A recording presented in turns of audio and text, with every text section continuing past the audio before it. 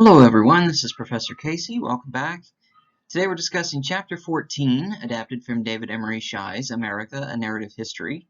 And now we're discussing the final 15 to 20 or so years building up to the American Civil War. Okay, this is a period of very heavy transition where a lot of various moving parts are gradually beginning to converge and reach really a boiling point in American politics. Okay, so we've got essentially what amounts to a perfect storm of various levels of argument, both socio-political, economic, and of course, at the center of all this and what causes the controversy moving forward is slavery itself, right? Is it going to be allowed to continue? And if so, how? Okay, so now we're going to start talking a little bit more about this and gradually build up to the Civil War in the following chapter.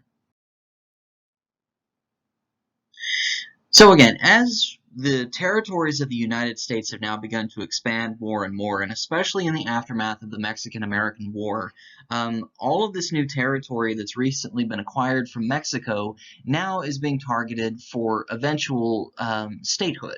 Okay, so now we're looking at these various territories being divided up, and of course, we still have this very unsteady balance in the country of the number of slave states versus the number of free states. Okay, and at this particular point in time, the Missouri Compromise is really the only thing kind of keeping things, the glue that's keeping things together, and it's very, very thin at best. Okay.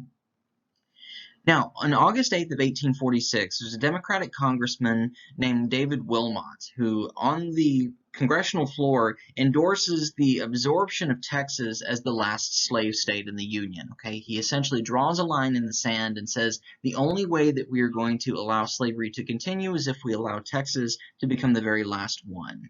Okay, and this is something that is known later on as the Wilmot Proviso. Okay, this says it's going to basically limit any further Southern influence in U.S. politics by ending slavery with Texas. Okay, any other state further west is going to be considered a free state. Okay, and of course this concept is something that completely blows the South out of proportion in terms of outrage. Okay, they already want New Mexico, they want California, they want just about all of the states, again, south of the line where the Missouri Compromise takes place, to remain slave states. Okay, and given the climate and everything, in hindsight, it's probably not going to be possible for cotton to even be able to grow in that region because of how arid it is.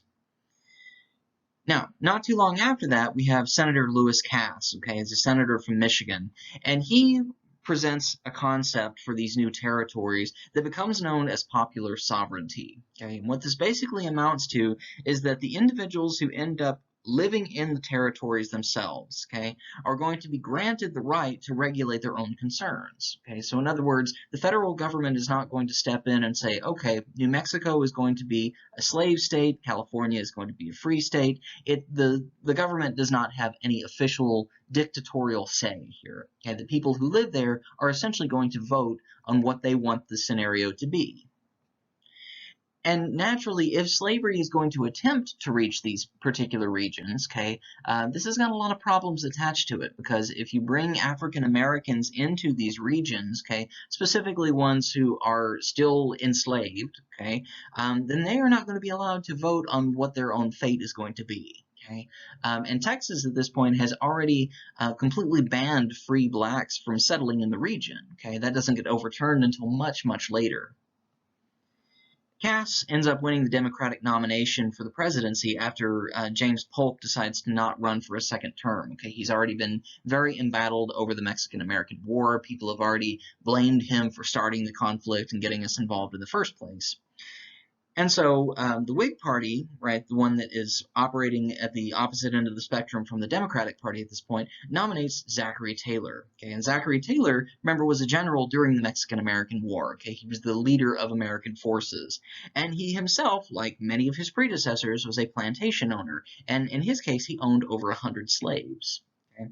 And again, it's ironic here because, in part, the Whig Party is mostly diametrically opposed to what the Democratic Party wants at this point. And the Democratic Party, at least at this point in time, tends to gravitate towards states' rights and, by de facto, right, slavery. Okay? And the Whig Party tends to be populated more and more by abolitionists and individuals who do not want to see slavery continue. And ironically here, even though Zachary Taylor owns slaves himself, he's like so many of the founding fathers in that he experiences this cognitive dissonance. He actually does not want slavery to expand any further into the former Mexican territories. Okay, go figure. And so we also have another third party that emerges here. Okay, and this party is known as the Free Soil Party.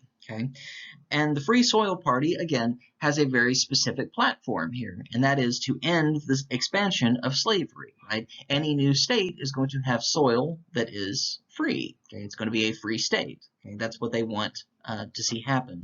And for their nominee, they pick Martin Van Buren, of all people, okay? A man who has already been president once before. He's run for a single term and has had a relatively unsuccessful run, okay? So unsurprisingly, Van Buren does not actually rise back to the occasion again, okay? And instead, Zachary Taylor ends up winning the Electoral College with 163 votes, and Cass wins 127. Now, in January of 1848, okay, this is the period in time where people began to discover a significant amount of gold nuggets in Mexican-controlled California, okay, specifically in the South Fork of the American River. Okay, as I said in a previous presentation, people could literally walk down a dry riverbed and pick up gold nuggets the size of a grapefruit. Okay, these were massive, overflowing gold mines that people could actually tap into and become relatively rich overnight. Okay. Conveniently enough, 9 days after gold is discovered, California is transferred to U.S. control. Okay? In hindsight, this seems a little bit suspicious.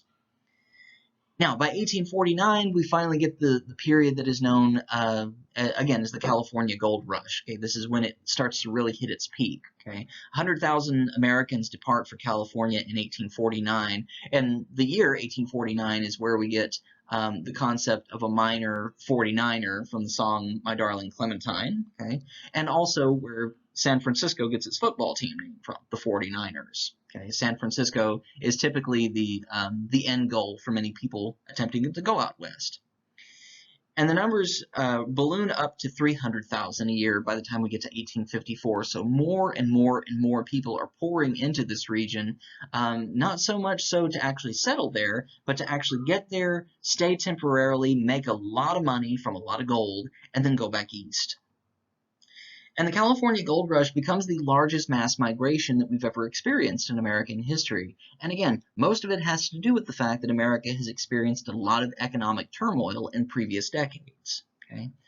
And there's so much gold in California, it's worth noting this too, that between 1851 and 1855, California ends up producing nearly 50% of the entire gold reserves in the world. Okay, so this is a massive amount of gold that's being produced here. And again, gold production immediately is equivalent with economic prosperity. Again, we're at a period in time now where the only way that banks are going to be able to stay afloat is if they have some kind of hard currency collateral backing up the banknotes that exist. Okay, we've already run into this problem when Andrew Jackson went to war over the Bank of the United States, okay, and why we end up having an economic depression after he leaves office. And this ends up spurring the construction of railroads. We have telegraph lines that are installed. Of course, Native American tribes go into extremely steep decline at this point, and especially once we get to the end of the American Civil War, in roughly the 20 or 30 years after that, Native American tribes are almost 100% on reservations. Okay? And of course, all the gold that is netted here ends up funding the Civil War, which is kind of bumbling on the horizon at this point. San Francisco is, of course, the largest city in the United States that's west of Chicago right now. Okay, again, it's made extremely wealthy because of all the gold that's discovered there. So much so that the population grows from only 800 people to over 20,000 people in just 2 years. Okay, just simply because of the number of people who are coming there and actually choosing to stay. Now, at the same time, too, right, remember this used to be a Mexican territory, okay? And so there are roughly 14,000 Mexican natives living in California who suddenly find themselves as a minority, okay, simply because of the sheer numbers of white settlers who are, flooding into the region. And they're being extremely mistreated, okay? Again, the whites at this period in time treat Mexican natives the same way that they treat Native Americans. Okay, they treat them with disdain, as culturally inferior. Again, not necessarily as intellectually inferior, but they shove them out of the way very quickly. Okay, they have very specific and lofty goals in mind, and they're willing to do whatever it takes and mow down whoever they can along the way. And most of the miners who do choose to migrate to this region are typically unmarried men. Okay, and they come from all different cultural and ethnic backgrounds. Okay, it's not necessarily just white settlers who do so, but most of them are interested in going to California, digging up their own bag of gold, so to speak, and going back east. Okay, they typically don't have any intent of staying in California. And the mining camps that are constructed at this point are very rapidly constructed, okay, pieced together. They're basically tents in the middle of nowhere. And of course, they're torn down and moved anytime the gold supply changes. Okay, so if a gold vein ends up running out, right, the miners are simply going to break camp and bug out somewhere else. And these are very dangerous places too. I mean, the sheer level of greed that's attached to this is enough to make men do just about anything. Okay, they're very dirty places. They're in the middle of nowhere. No one is policing anybody, so people are constantly being murdered, stabbed in the back. They're being killed over gambling debts, IOUs, right? You name it. And in 1849, it's estimated that 1 in 5 men are dead within a week of arrival, simply because of how dangerous these places are. Okay, so this is not a safe, get rich quick scheme. Okay, this is a very difficult situation to be in. And by the following year, it's also estimated that less than 8% of California's population is female. Okay, so there are more and more unmarried men flooding into the region, and very few people are bringing their families. Okay, many times men will leave their families back east, and in some cases they choose never to return. Okay, so in a lot of cases, we start to see more family abandonment end up occurring here. And most of the white miners in particular tend to carry out their frustrations on individuals who are considered minorities in the region. Okay? In particular, again, we've already mentioned the Hispanics and the Indians, but also at this point the Chinese are beginning to arrive, okay, because of the construction of the Transcontinental Railroad. Now, to go back to politics very briefly here, once we get to 1849, when the gold rush is really starting to get in full swing, it's very easy to see where political parties are drawing the lines, okay, specifically when it comes to the geography of the country. The North is becoming very, very much part of the Whig Party, is drifting very sharply away from the idea of slavery as being an institution. They either want to see it eliminated or abolished immediately. And individuals in the South, of course, are very heavily clinging to this as an institution. And many Southern Whigs are beginning to actually abandon their party and join pro-slavery Democrats. Okay, so the Democratic Party at this point, again, you can't directly identify it with slavery because not everybody who is a Democrat is pro-slavery at this point. Okay, but by and large, that's the general association that you could potentially link up with it, at least as a shortcut at this point. Okay. And many pro-slavery Democrats at this point are really beginning to threaten secession from the country, specifically over the introduction of California and New Mexico if they are introduced as free states and not slave states. Okay? Because technically, if we're still going with the Missouri Compromise, parts of California and even New Mexico are below the Missouri Compromise line. Okay, so the South somehow believes that it's entitled to these new territories as slave states. And this is where we get the emergence of Jefferson Davis. Okay, he's the son-in-law of Zachary Taylor here. Okay, and he hates Taylor's Free State plan. He thinks that it's far too nationalist. He even tries to accuse Zachary Taylor of essentially being a traitor here, saying that he's actually being a Northern sectionalist and saying that he's anti-Southern. Okay, Zachary Taylor is from the South, remember, and is a plantation owner who owned slaves. Okay, Jefferson Davis, of course, becomes the president of the Confederacy eventually. Okay, so already got the presence of an individual who is stirring up trouble at this point. And so it is left to the Senate really here to preserve the Union while this controversy is going around, okay? Because the fate of California and the southwestern states is really left up in the air until the Senate can make a decision here. if the president or the country chooses to go one way or the other, right, it could spill into civil war. And at this point, it's hurtling toward it anyway. Okay, this is it's something that's been building up for quite a long period of time, and the chips are going to fall to one side or another. So Henry Clay, John C. Calhoun, and Daniel Webster end up getting into a 10-month-long debate over these new states and whether slavery is going to be incorporated in them or not. In December of 1849, Henry Clay, who by this point is at the age of 72, asks to be relieved of all of his committee responsibilities in order to specifically prevent civil war from occurring. Okay, and Clay, remember, at this point has been a very strong arbiter. Okay, he has been the one who has kind of had to act as referee during the nullification crisis when Jackson was in office, trying to prevent us from getting involved in civil war then as well. Okay, so he thinks he can maybe step in and prevent it from occurring a second time. The next day, Zachary Taylor urges that California and New Mexico be granted immediate statehood, and he begs everyone to leave slavery out of the situation, although his pleas go very largely unheard. And several weeks later, we have a Southern slave owner who's elected as the Speaker of the House. Okay, so slavery's influence in the midst of all this is not going anywhere.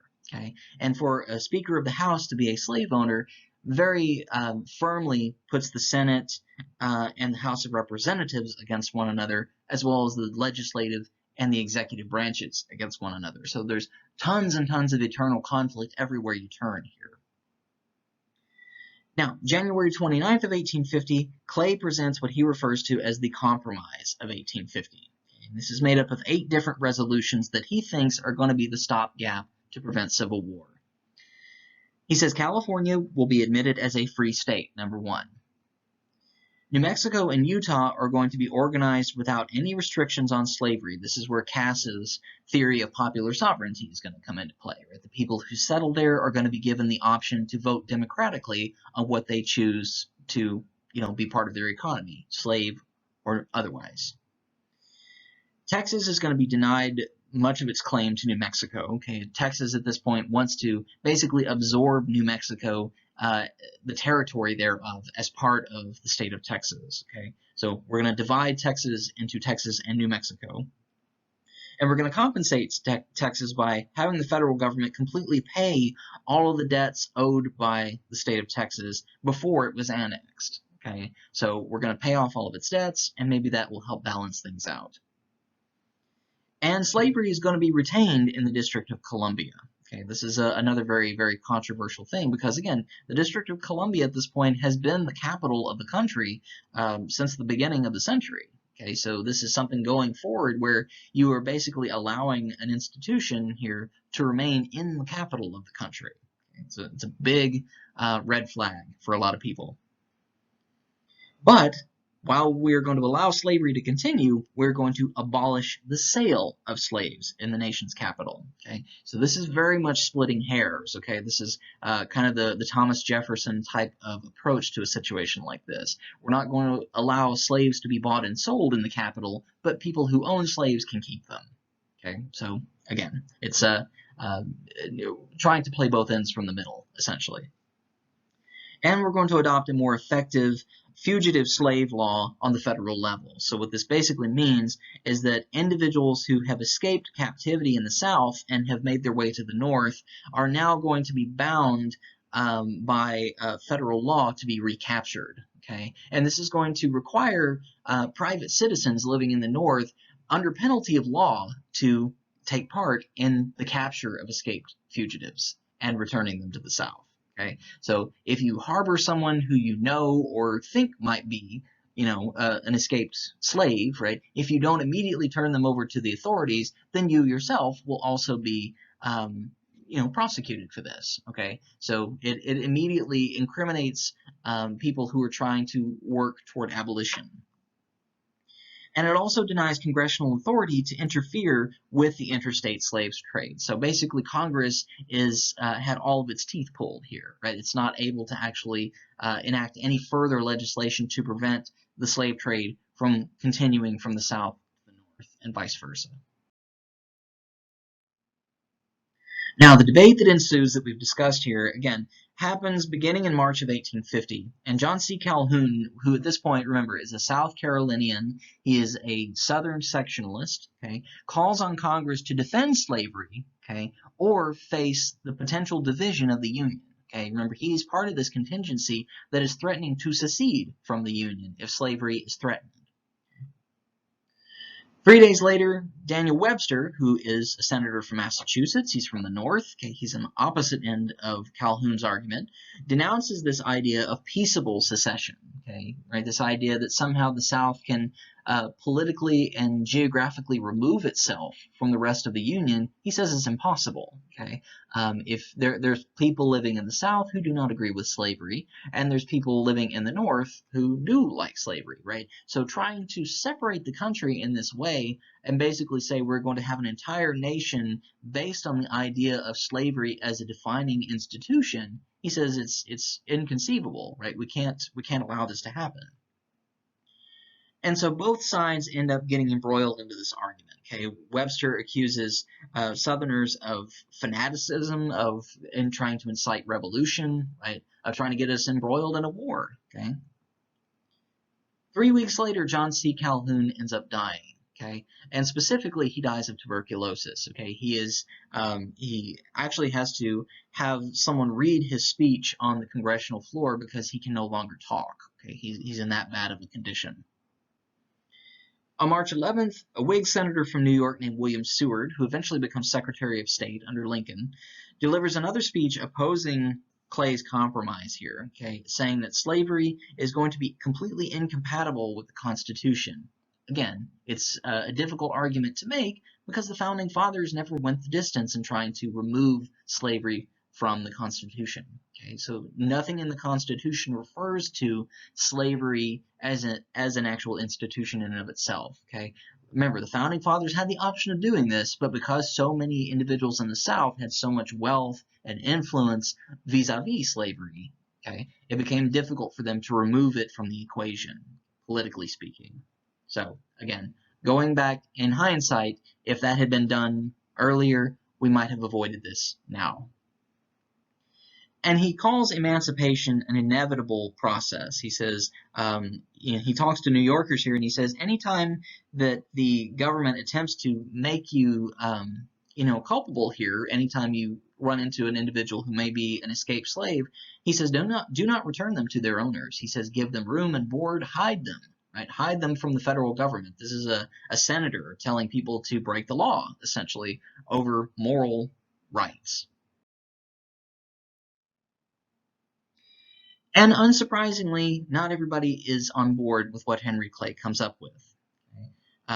Zachary Taylor is very heavily focused on getting California admitted into the Union in particular because of the gold rush. Okay? Again, because of greed, because of economic stability and all this kind of stuff, right? It seems like that would be a very primed area to get, and it's no wonder that the North and the South both want California at this point because of the sheer amount of gold coming from it. Okay, it can easily make the North or the South extremely rich and give it an economic advantage over the other side. So on July 4th of 1850, Congress decides to break in order to celebrate Independence Day. They think if we can cool our heels for a while, maybe this argument will fizzle a little bit, we can tackle it when we come back into session. In a very bizarre twist of fate here, Zachary Taylor is going around the city here. He's going around these various parties that are occurring, specifically at the White House, and he is overindulging in the food that he eats. He's overeating just about every kind of food that they throw at him. And he's out in the heat all day long in the middle of July and ends up suffering a heat stroke during the celebration and ends up dying 5 days later from complications from gastrointestinal issues accompanied with heat stroke. Okay, he's very heavily dehydrated. I believe he was actually drinking quite a bit of alcohol at the time as well, if I'm not mistaken, so just compounding the issue. Okay?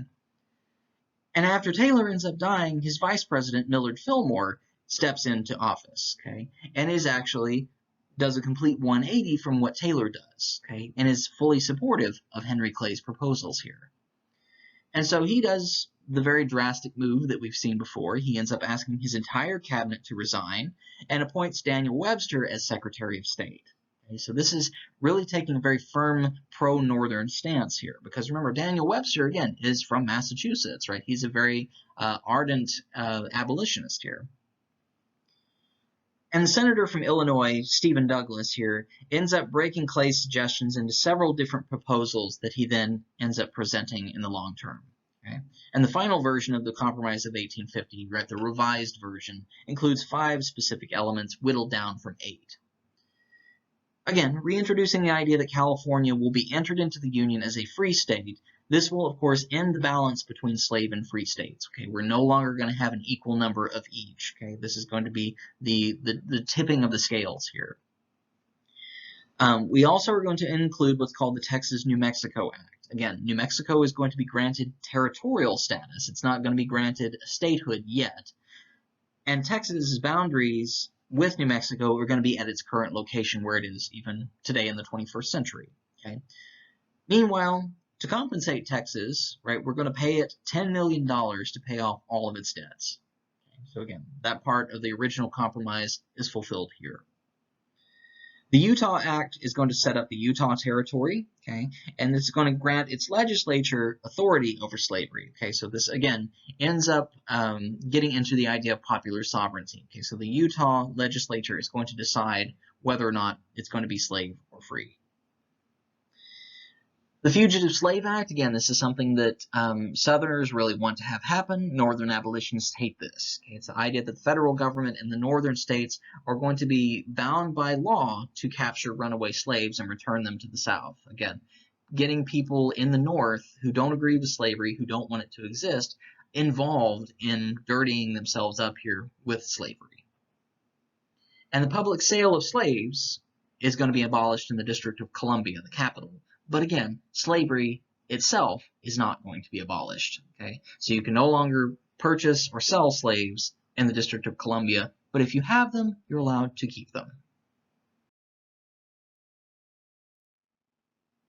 And arguably, the Fugitive Slave Act is the biggest controversy to come out of the Compromise of 1850 for very obvious reasons. Okay, if nothing else, this strengthens the authority of slave catchers, right, coming up from the South. And they attempt to recover escaped slaves, but in many cases, unwittingly or otherwise, okay, slave catchers end up kidnapping free blacks living in the North and claiming that they are runaways. Okay, of course, this is fraught with these kinds of difficulties. Okay, these kinds of immensely problematic issues. Okay, so now basically, slave catchers can come up to the North and kidnap free citizens and sell them into slavery. And the fugitives who are captured are immediately denied a jury trial, right, because they're no longer considered free persons of color, right? Now they're considered someone's property all over again, okay, whether they were at the beginning or not. And the citizens who are required to aid in locating and capturing runaways, if they choose not to, again, they can be prosecuted for this, right? You can be aiding and abetting someone who is essentially running from the law here. And again, the law is legitimizing slavery. And it's estimated that somewhere in the neighborhood of 300 slaves are returned to slave owners in the course of 11 years. And I don't know, honestly, if that number actually is accurate or not. Very likely it is not. Okay, I would venture very easily to argue that most of the individuals who are captured and returned are perhaps free persons of color from birth even. Okay, so these numbers are by no means to really be fully trusted. And Northern abolitionists, again, occasionally resort to violence here to protect individuals who have been the target for slave catchers. This is where John Brown begins to gain a very bloody reputation for fighting back against slave catchers, killing them in many cases. Okay? He organizes a group called the League of Gileadites to actually attack slave catchers when he finds them. Okay? And of course, literature is also becoming a very powerful medium for protest as well. Okay, Harriet Beecher Stowe, who we've discussed already before, who herself is an abolitionist, ends up not only publishing the book Uncle Tom's Cabin in 1852, but also actually takes an active role in helping runaway slaves get north of the Ohio River. Okay, so she's actually not just talking the talk, but walking the walk here as well. Okay, Okay, so she's an actual activist in addition to being, someone who is, writing about this stuff. And Uncle Tom's Cabin is extremely successful. The first printing ends up selling out in only 2 days. It ends up selling over 300,000 copies in the U.S. just during its first year in print alone, and sells over 1 million copies in Great Britain. Okay, so again, the woman becomes extremely wealthy from writing this. And by 1855, it's called the most popular novel of our day for very obvious reasons. And individuals living in the North during this time are hailing this book as being extremely profound, extremely necessary. And individuals living in the South say that this is a bunch of nonsense and Northern propaganda. Now, in the election of 1852, things become much more difficult when it comes to choosing an actual candidate. Okay, the Democrats take 49 ballots before they whittle it down to the figure of Franklin Pierce. Franklin Pierce endorses the idea of the Compromise of 1850 and the enforcement of the Fugitive Slave Act. Okay, so he's following in the steps of Millard Fillmore here, but taking it a step in the opposite direction by endorsing the Fugitive Slave Act. Okay, so he is essentially trying to play both ends from the middle here. And the Whigs end up choosing General Winfield Scott. Okay, and Winfield Scott here completely rejects the compromise. Okay, he is, not in favor of this at all. Pierce ends up surpassing Scott when it comes to the Electoral College quite overwhelmingly. And this is a bit of a surprise here as well, because remember, Winfield Scott was also a war veteran from the Mexican-American War. Okay, so for Pierce to actually gain a very strong lead here speaks to what Southerners are really wanting and just how much influence that they are actually gaining in all this. Because, again, Pierce actually endorses the Fugitive Slave Act as well as everything else. Okay, he's very much a compromise candidate. And he also is a very heavy promoter of Western expansion, of adding more states, right? He's basically singing the tune that all Southerners want to hear. And he tries his best here, again, very ineffectively, to get the North and the South to compromise more and more and not get into a war. And he's characterized as being a very timid individual, right? He's not a good leader. He's very indecisive, even though he is very intelligent and eloquent, right, when it comes to speech making. And the beginning of his presidency is actually very heavily fraught with a lot of tragedy. He lost, I believe it was 2 young children in the course of him actually becoming president. One of whom died, I believe, only a few days before he actually took office in a bizarre train accident. Okay, Pierce, his wife, and his, I believe it was his young son, were on board this train that essentially derailed, and his son was killed in the accident, but he and his wife both survived. Okay, and his wife actually blamed him for the accident somehow. I believe it was a campaign train or something like that, something taking him perhaps to Washington, D.C., if I'm not mistaken. So his wife went into a very heavy state of depression after this, as did he, right? So not the greatest way to begin a presidency by any means, and she lorded this over his head the entire time he was in office. So, I mean, not that you can necessarily read into a person's mind by looking at them, but he seems a very tortured individual. And the Democrats, unfortunately, deem him to be a major failure by the end of his first year in office. Okay, so despite all of the tragedies that he has, right, in his personal life, even in his professional life, he's embattled. Okay, so he's one president that many people tend to overlook because of just how unsuccessful he actually is. And individuals start to label him as a quote-unquote doughface. This is a northern man who has southern principles. Okay, so he, again, is very much this compromise individual. And unfortunately, in his closest friend, he has the Secretary of War, who happens to be Jefferson Davis, the man who eventually becomes the president of the Confederacy.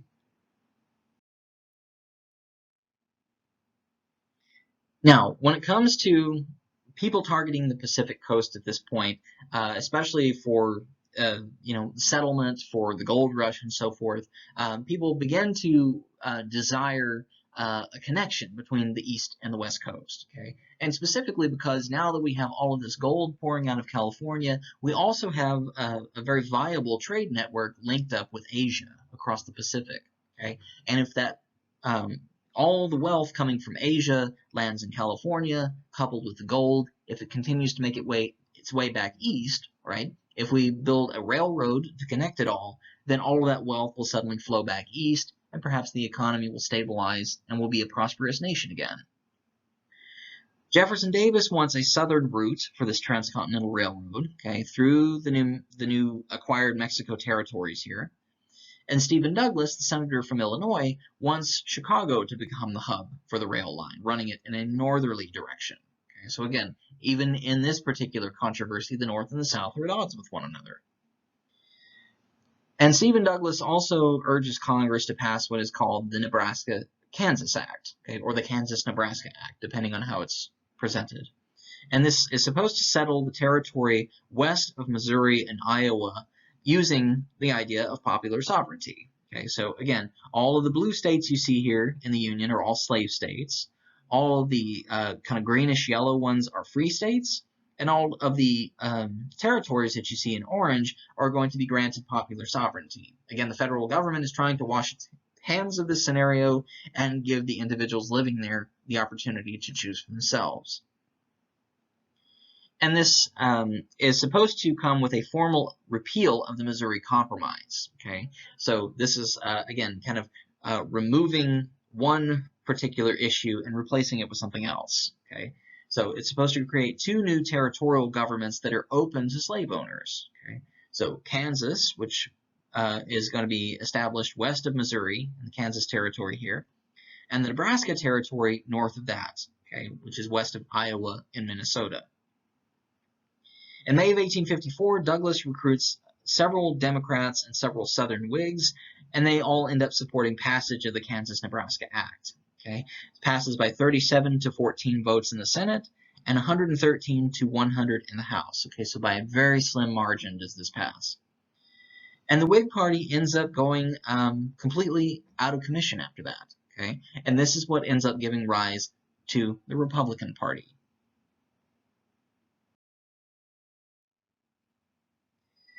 So, the Kansas-Nebraska Act ends up giving rise to two separate political parties here. One that ends up falling into obscurity over time is known as the American Party, or better known as the Know Nothing Party. Okay? And this is essentially a nativist political party. Okay? And by nativist, it is kind of a fringe term with racist. Okay, and not necessarily racist toward African Americans or individuals who are born in the United States, but prejudiced against individuals who are immigrants. Okay, so anyone who is a member of the Irish Catholic contingency who have immigrated to America during the potato famine in the 1840s, and many of the German immigrants who have come through from 1845 to 1854. Okay, so this first major wave of immigration sparks a major pushback by a lot of people in the United States. Okay, so nativism again is this complete opposition to immigration here. Okay, and it's an attempt to deny citizenship to newcomers. Okay, and we still see nativism in the United States even today. Okay, primarily nativists end up targeting people coming from the southern border and in some cases from the Middle East today. And the Know Nothing Party tends to be more and more opposed to the idea of territorial expansion of slavery, and at the same time, too, it denounces abolitionists as fanatics. Okay, so it doesn't like either institution. And another thing very quickly about the Know Nothing Party, where it gets its name from here, is it was initially imagined as being this sort of secret society, almost like the Masons. And anytime someone was approached and asked about it, they were obliged to say, "I know nothing." Now, when it comes to the Republican Party, this is a different iteration from what we saw at the beginning of the nation's inception. Okay, so this is different from the Democratic Republicans. Okay, the Republican Party that's formed in February of 1854 in Ripon, Wisconsin here, is formed out of the remnants of the Whig Party. Okay, these are individuals that referred to themselves at the time as conscience Whigs. These are people who were opposed to slavery and who have split from what are known as the Cotton Whigs, individuals who are pro-slavery who eventually go and join the Democratic Party. Okay, so at its beginning, the Republican Party is established as anti-slavery. Okay, and over time, of course, the Democratic Party and the Republican Party end up slowly depolarizing. Okay, and again, what you see today when it comes to Democrats and Republicans in the 21st century is almost the exact opposite of what you end up seeing at this point in time. Okay, so again, not in every instance, of course. No one today is pro-slavery, okay? But when it comes to major issues like states' rights versus federal government, welfare system versus not, right? We start to see these diametrically opposed in a depolarized way. So these conscience Whigs end up combining with a few Democrats who are anti-slavery, and it's a very small contingency, and the remnants of the Free Soil Party. Remember, the one that was the third party in the previous election here. And they end up making the new party that becomes known as the Republican Party. And again, it's dedicated from its inception here to excluding slavery from the Western territories. Okay, so all these new territories that have been established in the wake of this recent compromise that we've had here are all going to be designated as free territories if the Republicans get their way. Now, of course, in the center of all this is Kansas, okay, and the Kansas territory becomes a major literal battleground here over whether slavery is going to be allowed to continue westward. Okay. Popular sovereignty becomes a major issue here because we have a political struggle at the center of all this on individuals voting on whether or not they want slavery to continue in Kansas, and it ends up becoming a violent struggle. In 1854, the first federal governor of Kansas's territory ends up arriving, and he warns that there is going to be more pro-slavery encroachment following him there. Okay. The following year, a group of quote-unquote border ruffians who come from Missouri come to Kansas on Election Day. They elect a pro-slavery legislature, right, illegally, and they threaten to kill all abolitionists living in the territory. Okay, so suddenly now, this is all turned up on its head, okay? And individuals who are pro-slavery coming from the South and coming from the North are sandwiching these abolitionists in Kansas. The following year in 1856, a free state governor and a legislature are suddenly operating in Topeka. So we actually have two separate governments operating in Kansas, attempting to cancel one another out, claiming that each one is actually illegitimate. And this territorial civil war that ensues, right, kind of the pre-Civil War, if you like, is known as Bleeding Kansas. Okay. In May of 1856, we have 500 pro-slavery volunteers who end up invading Lawrence, Kansas, which is a free state center, right? People are pro or anti-slavery in this area. And this is only 25 miles from the Missouri border, okay? On May 24th, John Brown and his sons go into pro-slavery Potawatomi, and they kill 5 men with swords. Okay, so they're very violent and make a very dramatic statement anytime that they get involved in this. And his actions end up leading to a very bitter guerrilla war in Kansas, and by the end of 1856, 200 people are dead. Meanwhile, this type of violent argument spills over onto the Senate floor. Okay? On May 20th of 1856, only 4 days before John Brown ends up getting involved in this, an abolitionist Republican senator named Charles Sumner, who you see here, he's from Massachusetts, delivers an anti-slavery speech on the Senate floor. And the title of the speech is known as The Crime Against Kansas. Okay? He specifically targets slave owners and says that they are the ones responsible for unleashing what he refers to as assassins in the territory. And they're the ones who are culpable in the deaths of 200 people. And he specifically targets an elderly senator from South Carolina named Andrew Pickens Butler, who you see here.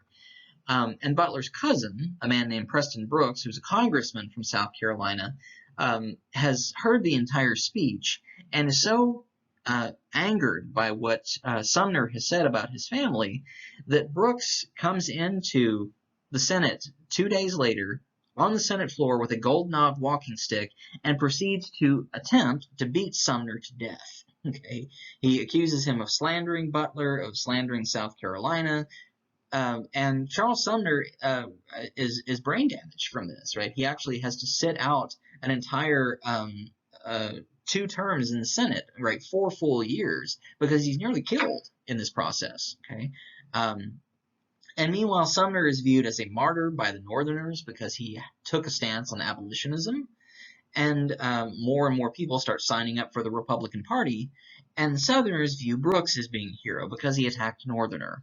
Okay, so again, this type of extreme pettiness here ends up leading to bloodshed in many cases. Now, in the election of 1856, the Republicans choose John Fremont at their first national convention. Okay, remember, John Fremont is the fellow we know as the Pathfinder. Right? This is the fellow who is responsible for attempting to, lead this armed excursion into California and bring it into U.S. hands. Okay, it's something that never actually came to full fruition here, but John Fremont still has this national celebrity status as a frontiersman, if nothing else.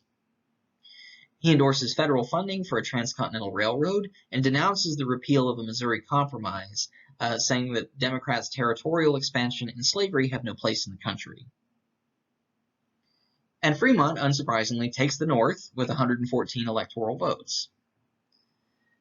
The Democrats, though, meanwhile, have had their fill of Franklin Pierce, deemed him to be very ineffective, and they choose James Buchanan, who is a Democrat from Pennsylvania, right?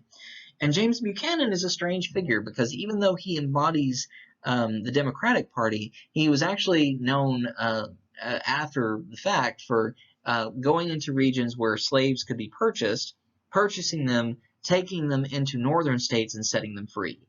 Okay, so he was actually kind of a covert abolitionist in his spare time. He endorses the Kansas-Nebraska Act, meanwhile, calls for the enforcement of the Fugitive Slave Act, even though he is still playing both ends from the middle behind the scenes. He stresses a lack of congressional interference when it comes to slavery in the states and the territories. He says that Congress doesn't need to get involved in this. And Buchanan, of course, ends up taking the South, okay, along with Pennsylvania, New Jersey, Illinois, Indiana, and California, okay, 174 electoral votes. Okay. So James Buchanan ends up becoming the next president. And now the Democrats have control of the White House, Congress, and the Supreme Court. Okay, so this is putting a lot of pieces in motion here where the South could potentially gain the upper hand.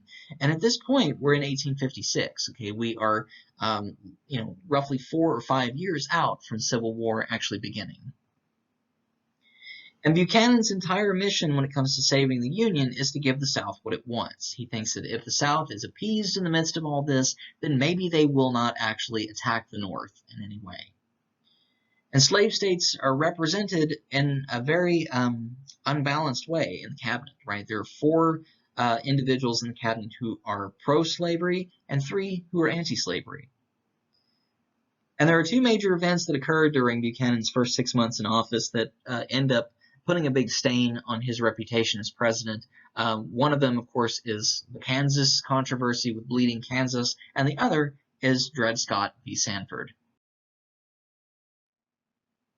Now, this court case is one that involves several loopholes here that end up being exercised really by both sides, and it ends up coming to not a very happy end, unfortunately. In March of 1857, the Supreme Court delivers a ruling on this case that is called Dred Scott v. Sandford. Okay? And Dred Scott, who you see here, was a slave born in Virginia, okay, in 1799. Now, in 1830, he is taken to St. Louis and sold to an army surgeon. Okay? Remember, St. Louis at this point is part of an area that is north of the Ohio River, okay, right north of where slavery ends. Okay?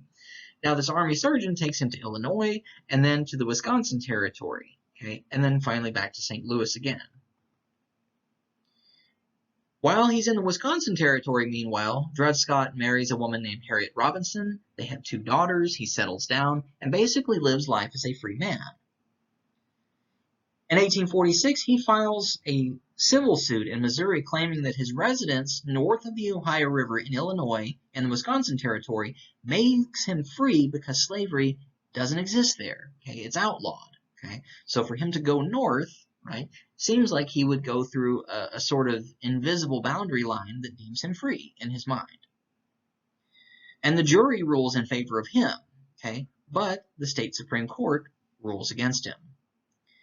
So 7/9 of the judges on this particular Supreme Court at the time are Democrats. 5 of them are Southerners. And the Chief Justice, who writes the majority opinion, is a pro-slavery Southerner. Okay, so the Supreme Court at this point is basically, for lack of a better term, hung in opposition to Dred Scott. Okay, it's a loaded situation. And Taney ends up ruling that Scott is a former slave and is thus not a U.S. citizen. Okay, says that the Missouri Compromise is unconstitutional and deprives citizens of their property. Okay, and in this case, property refers to slaves.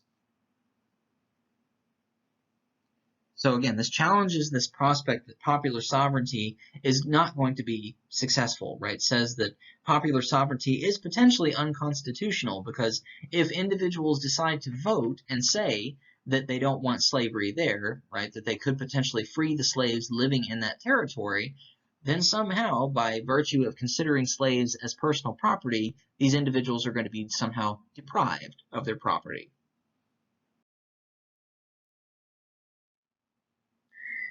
Now, the controversy over slavery in the Kansas Territory ends up causing the Democratic Party to fracture. Okay? Stephen Douglas is struggling at his best to keep the party together, okay, facing re-election in Illinois, okay, so at the same time. Okay, so Douglas himself is a Democrat. And he's challenged at this point by a Republican lawyer from the same state in the form of Abraham Lincoln. And Lincoln at this point only has a single term in Illinois as a congressman in 1846. He doesn't have a whole lot of political experience. He joins the Republican Party 2 years after its inception. And from August 21st to October 15th of 1858, Lincoln challenges Douglas to a series of major debates across the state of Illinois. Okay, this becomes a major public spectacle that people suddenly begin to follow. And the Senate race in Illinois now, with these two men contending against one another, is suddenly framed as this major battle for the future of the Republic. Okay, that if Lincoln is elected, then slavery will not be allowed to continue, and that if Douglas is elected, then perhaps slavery will be allowed to continue. And Lincoln's complete demeanor here of being very simplistic, having a good sense of humor, ends up appealing to the American public. Okay? And Douglas, meanwhile, is painted as this arrogant dandy, okay? An individual who is so full of himself, who thinks he knows everything, and he gains more and more support in the midst of this. Okay? So even though Douglas ends up winning the election in the long term, Lincoln's makes a very major splash here. Okay? People suddenly begin to notice him because of his personality, because of his appeal as an individual, and he becomes a national celebrity. By 1858, the Republicans managed to seize control of the House of Representatives all of a sudden. Okay? And by the time we get to the 1850s, national politics in the country are going through a major change. Okay? The southern states end up gradually becoming a minority, okay, when it comes to getting involved in politics, when it comes to the Senate, when it comes to the House of Representatives. And by May of 1858, Minnesota enters the Union as a free state. Okay? February of 1859, Oregon becomes a free state. Okay? And in 1858, the House of Representatives has a free-for-all brawl over the problem of slavery, right? Very similar to what we saw with Charles Sumner being beaten half to death. Now, in October of 1859, John Brown suddenly resurfaces, okay? And this spells his very quick demise. By this point, John Brown is very much a divisive figure in American politics and remains so even today. Okay? Many individuals living in the South at this point in time, and unfortunately still even today, consider him to be an all-out fanatic. Okay? A man who is trying his best to put on a face for others, right? That he is not actually sincere in what he believes, but is actually just a lunatic. Okay, and John Brown believes that his actions are sanctioned by God at this point. Okay, he's one of the only individuals who is actually campaigning and physically fighting on behalf of African Americans, even though he is white. Okay, and he makes a plan to steal federal weapons and distribute them to rebellious slaves living in Western Virginia and in Maryland. So he is actively attempting to incite a slave rebellion. October 16th, he crosses the Potomac into Maryland from Maryland into Harper's Ferry, Virginia. Okay, and Harper's Ferry is the location of the infamous raid by John Brown. He cuts the town's telephone lines, okay, making sure that no one in the town can call for help, and then steals into the 100,000 rifle arsenal and takes control of it. Several prominent slave owners are kidnapped, and the slaves in the surrounding region are suddenly stirred into rebellion. Okay, unfortunately, they don't respond the way that he wants. Right, only a few manage to do so. And the townsfolk themselves actually rise up, surround Brown and his men for 32 hours in a standoff inside of the arsenal. And suddenly we have hundreds of armed whites who are showing up, outraged because John Brown has tried to do this. Okay, and one of them is Lieutenant Colonel Robert E. Lee. He's a federal agent at this point. They arrive at Harper's Ferry, and 2 days later, John Brown is ordered to surrender. And of course, he, being the individual that he is, right, being very combative at this point, says, "You'll never take me alive." Okay? So men actually have to break in and take him by force. 10 of his men are killed, 5 are captured, and 5 end up escaping. And in the process, 4 townspeople and 1 U.S. Marine are killed. On October 25th, Brown and his accomplices are tried and convicted of treason, murder, and conspiracy. And his final speech is something that is very, very eloquent, in which he actually denounces that slavers are guilty of wicked, cruel, and unjust enactments, okay? And that they are the ones who are the real criminals, the real monsters, and not him. He ends up becoming a very major celebrity figure over the course of a very short period of time while he's awaiting execution. He meets with several abolitionist newspapers, along with the governor of Virginia, to explain his actions, right, and to try to get people to continue his crusade after he's gone, because he knows his days are numbered. On December the 2nd, 1,500 Virginia militiamen assemble to witness his hanging. Okay, this is a major national event that ends up occurring here. And of course, the Virginia militiamen watch this happen because they are, they view him as being, a lunatic. They believe that he is responsible for infringing upon their way of life. And again, Southerners end up getting this mindset that John Brown again is a lunatic, that he is going to, that his example that he has set is going to cause multiple slave rebellions to occur in the future, that there's nothing stopping other individuals from getting involved in this. And Northerners, meanwhile, hail him as a hero, right? That he is actually a martyr for the cause of abolitionism. And unfortunately, it has the opposite effect of what he wants, because more and more Southerners now have a greater desire to secede from the Union. In 1860, James Buchanan decides that he's not going to go for a second term either. Okay, and so now Stephen Douglas appears to be the front runner for the nomination for the Democrats. His northern supporters say that they are not going to continue to expand, right? That they are going to preserve slavery in the South, but not allow it to continue out west.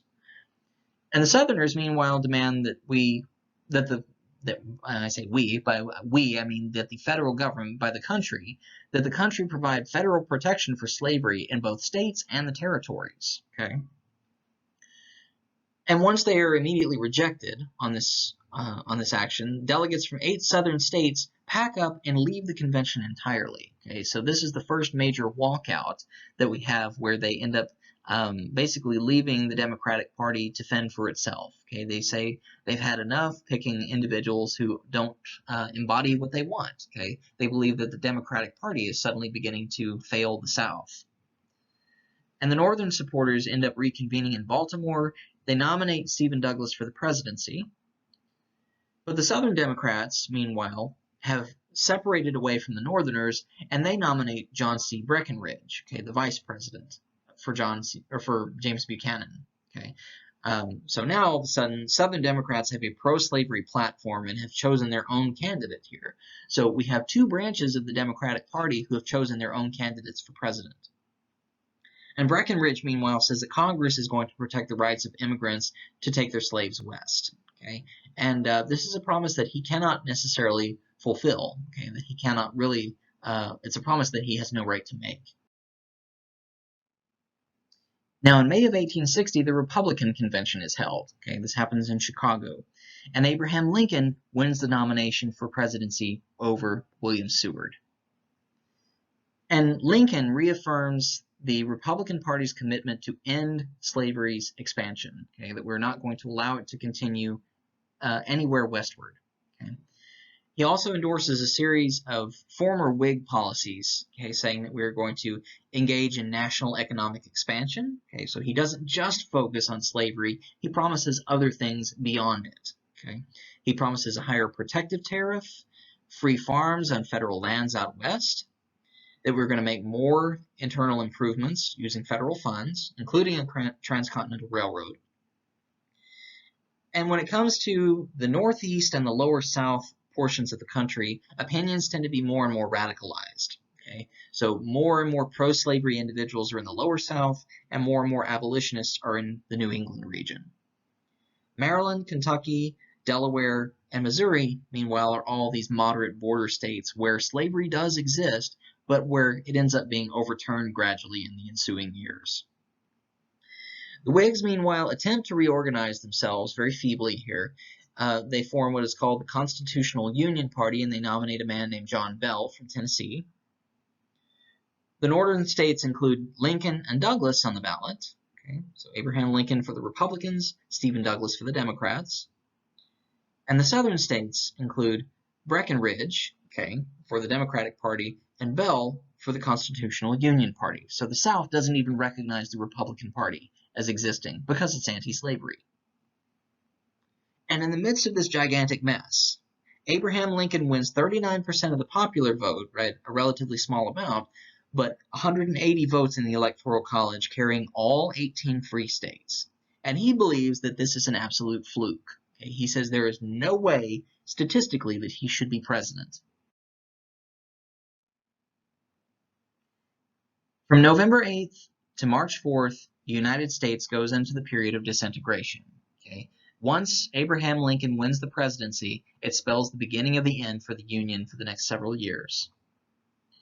Lincoln's election immediately panics the slave owners living in the South, and they believe that his next step in the midst of all this is to issue an executive order emancipating slaves. Okay? And they have every right to believe this because that's exactly what ends up happening. Now, one very common misconception about Abraham Lincoln is that he was an abolitionist throughout his entire career. Not so. Okay?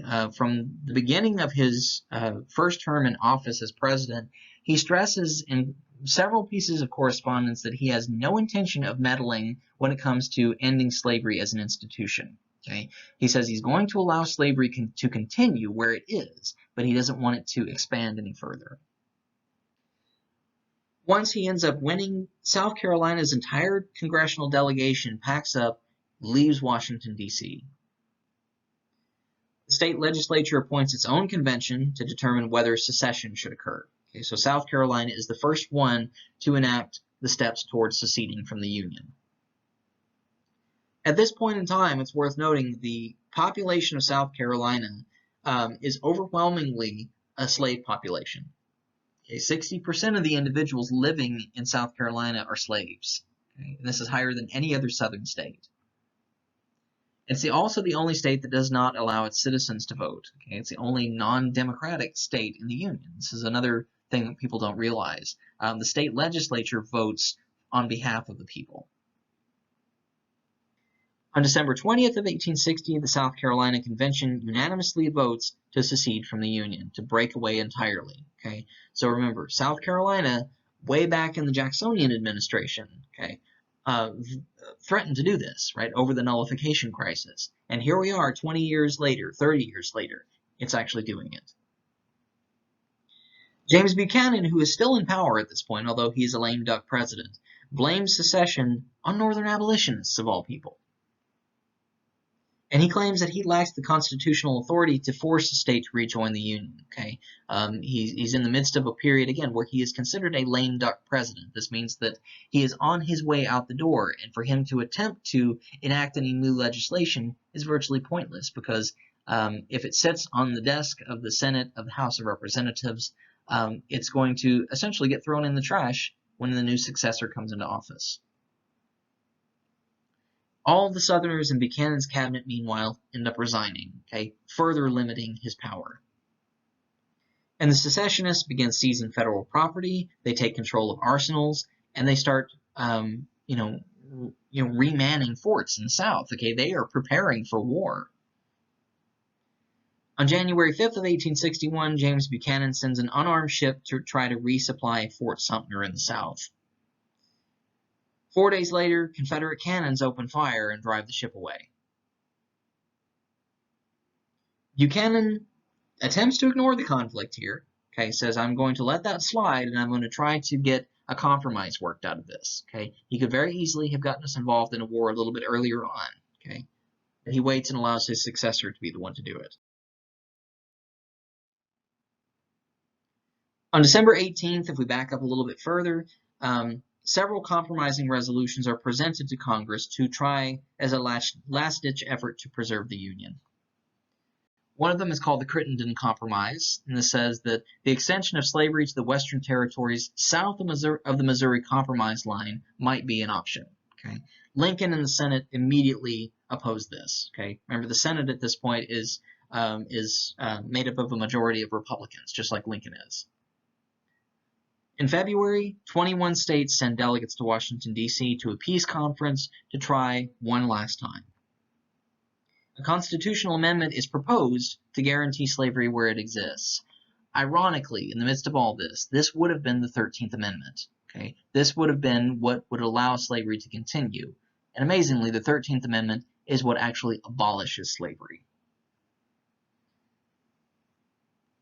So, February 1st of 1861. South Carolina, Mississippi, Florida, Alabama, Georgia, Louisiana, and Texas all secede from the Union at once. And they present several grievances, in a long list of them, to the Senate of why this is happening. But all of them point to slavery as the ultimate issue. All of them attempt to recast this in the light of states' rights being infringed upon, but the right in particular, in the midst of all this, at the core of each and every argument, is the right to own slaves. 3 days after this, 50 representatives of the seceding states come together in Montgomery, Alabama, and adopt a constitution and create the Confederate States of America. And the Confederate Constitution mandates, word for word here, Negro slavery as something that is recognized and protected. Okay? It's the core principle of the Confederacy. Jefferson Davis of Mississippi is elected president, and Alexander Stephens of Georgia is elected vice president. On February 18th, Davis is installed as the Confederate president in Montgomery, Alabama. And finally, we come to it at last. On March 4th of 1861, Abraham Lincoln is inaugurated at last in Washington, D.C. And again, he stresses here that secession is an unlawful procedure.